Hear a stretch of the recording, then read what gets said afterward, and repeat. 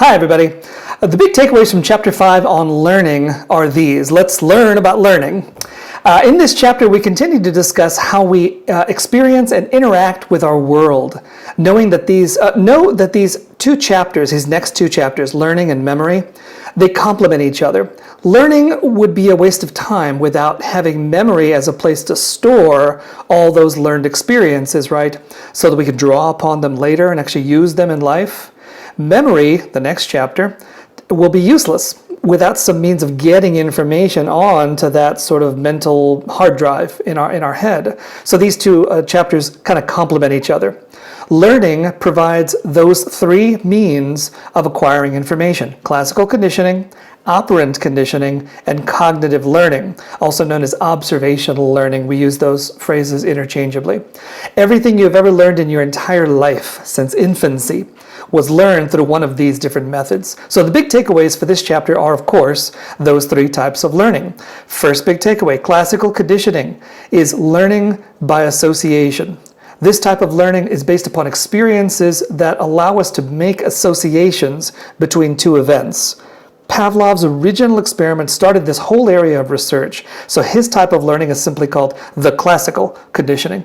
In classical conditioning, a neutral stimulus, in his famous experiment that was a tone or a bell, the neutral stimulus is presented shortly before an unconditioned stimulus, that's the food in Pavlov's experiment, which naturally elicits or brings forth an unconditioned response. That was the salivation in Pavlov's dogs. After repeated pairings, an association is made. The conditioned stimulus alone, the tone, comes to elicit the same conditioned response. Now, a couple of study tips here for you. The word unconditioned, in all of this terminology used in this chapter, the word unconditioned refers to learning, to before learning. Unconditioned refers to before learning has occurred.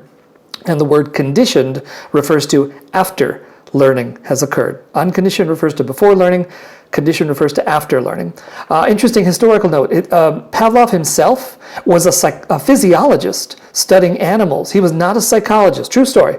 After noticing how his lab animals made associations and reactions that preceded his presentation of food, he started these experiments on what was to become known as classical conditioning in psychology. True story. Pretty cool, right?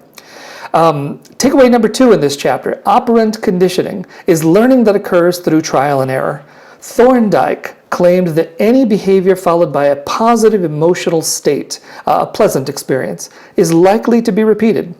And any behavior followed by a negative emotional state, an unpleasant experience, is simply not likely to be repeated. And he called this the process the law of effect. It sounds pretty intuitive. B.F. Skinner, in this chapter, used this law of effect as a basis for developing operant conditioning, as it's talked about in the textbook. Reinforcement is used to strengthen or increase the probability of a desirable behavior occurring again. This is like rewarding or praising a child when they behave. We want more of that. While punishment is used to weaken or decrease the probability of an undesirable behavior. We create an unpleasant experience. Generally, undesirable behaviors are discouraged, if not punished, in most contexts because we want to decrease the probability of that happening again. That's operant conditioning. Lastly, the third big takeaway in this chapter, cognitive learning, also known as observational learning, is learning by observing the behavior of others. With observational learning, we observe the behavior of other people. They're called models, by the way, in your textbook. And then the consequences of what happens to them from that behavior. And then we assume that the same would happen to us. That is, if I acted in a certain way, the same consequences would happen to me, whether those be good or bad. One of the most interesting applications of this research was studying that children who learn either violence or helping behavior from television do so by this principle of observational learning. And that became important in parenting, actually. Watching helping behavior on television, children learn helping behavior. Watching cruel behavior on television teaches children to act in cruel ways. And that's why parents started paying attention to what their children see in media. Children do so by this same principle of observational learning. That's why we talk about role models also being important.